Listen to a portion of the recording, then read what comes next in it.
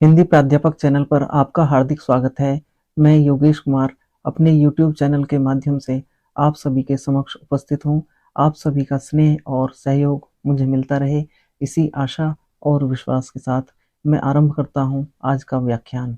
आज मैं आपके समक्ष हिंदी साहित्य के आदिकालीन काव्य के महत्वपूर्ण भाग सिद्ध साहित्य का परिचय प्रस्तुत कर रहा हूँ, जो कि BA प्रथम सत्र के हिंदी विषय के विद्यार्थियों के लिए तथा विभिन्न प्रतियोगी परीक्षाओं में सम्मिलित हो रहे परीक्षार्थियों के लिए उपयोगी होगा।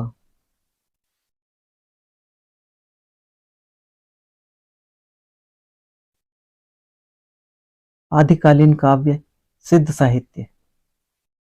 सिद्ध साहित्य तथागत गौतम बुद्ध के महापरिनिर्वाण के पश्चात बौद्ध धर्म हीनयान तथा महायान दो शाखाओं में विभाजित हो चुका था।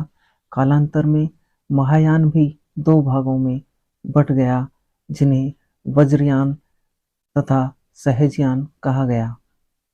बौद्ध धर्म विकृत होकर वज्रयान संप्रदाय के रूप में देश के पूर्वी भागों में बहुत दिनों से चला आ रहा था। वज्रयान संप्रदाय तंत्र मंत्र पर आधारित था और इसके प्रमुख योगी व तांत्रिक बिहार से लेकर आसाम तक फैले थे और सिद्ध कहलाते थे। बिहार के नालंदा और विक्रमशिला नामक प्रसिद्ध विद्यापीठ इनके अड्डे थे।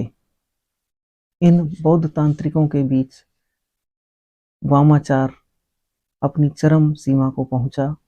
बौद्ध धर्म की वज्रयान शाखा से जो साहित्य देश भाषा में लिखा गया वही सिद्ध साहित्य कहलाता है। महापंडित राहुल सांकृत्यायन ने 84 सिद्धों के नामों का उल्लेख किया है। ये सिद्ध अपने नाम के अंत में आदर के रूप में पा शब्द का प्रयोग करते थे, जैसे सरहपा, लुईपा। सिद्धों की भाषा संध्या भाषा के नाम से पुकारी जाती है, जिसका अर्थ होता है कुछ स्पष्ट और कुछ अस्पष्ट। बौधियान और दोहा नाम से हर प्रसाद शास्त्री ने सिद्ध कवियों का संग्रह प्रकाशित कराया। उन्होंने संध्या भाषा को प्रकाश अंधकारमयी भाषा कहा है। उनका मानना है कि जैसे संध्या में कुछ प्रकाश और कुछ अंधकार रहते हैं, उसी तरह संध्या भाषा में भी कुछ समझ में आता है, कुछ समझ में नहीं।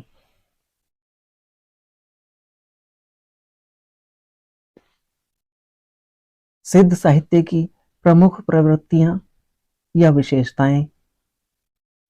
पहली प्रवृत्ति या विशेषता है जीवन की सहजता और स्वाभाविकता में दृढ़ विश्वास। दूसरी है गुरु महिमा का प्रतिपादन। तीसरी है बाह्याडंबरों पाखंडों की कटु आलोचना। चौथी है तत्कालीन जीवन में आशावादी संचार। पांचवी है रहस्यात्मक अनुभूति। छठी है श्रृंगार और शांतरस। सातवीं है जनभाषा का प्रयोग। आठवीं है छंदों का प्रयोग। नौवीं है साहित्य के आदि रूप की प्रामाणिक सामग्री। सिद्ध साहित्य के प्रमुख कवि। इन कवियों में सबसे पहला नाम आता है सरहपा। उनके बाद है शबरपा, लुईपा, डोम्भिपा, कण्हपा एवं कुकुरीपा।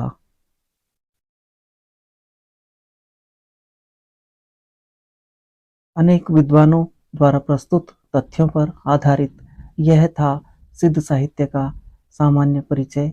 विशिष्ट परिचय आप पुस्तकों से प्राप्त कर सकते हैं। प्रिय विद्यार्थियों और साथियों, पुस्तकें ज्ञान का ठोस आधार हैं। पुस्तकें अवश्य पढ़ें। ऐसे ही अन्य महत्वपूर्ण व परीक्षा के लिए उपयोगी तथ्यों के साथ मिलते हैं अगली कक्षाओं में। आप सभी का स्नेह और सहयोग मुझे मिलता रहे, इसी आशा और विश्वास के साथ फिर मिलेंगे। धन्यवाद।